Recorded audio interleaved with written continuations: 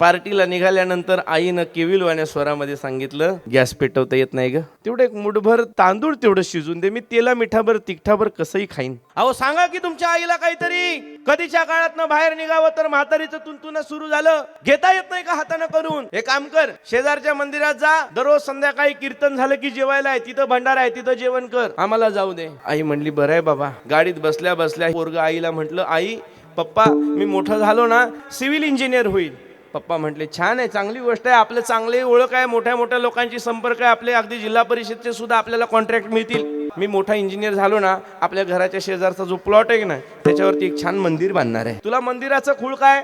नाही म्हटलं, मी आताच बघितलं, भविष्य मला दिसायला लागलं, मी सुद्धा असंच कधीतरी बायको बरोबर ती फिरायला जाणार, तुम्ही म्हातारे झालेले असणार आणि तुम्ही जायच्या वेळेला काहीतरी भात शिजवायला सांगणार आणि मी लांब कुठंतरी मंदिरात तुम्हाला पाठवण्यापेक्षा शेजारीच मंदिर बांधून ठेवतो, म्हणजे दररोज भंडारा तिकडंच आपलं जेवत जा.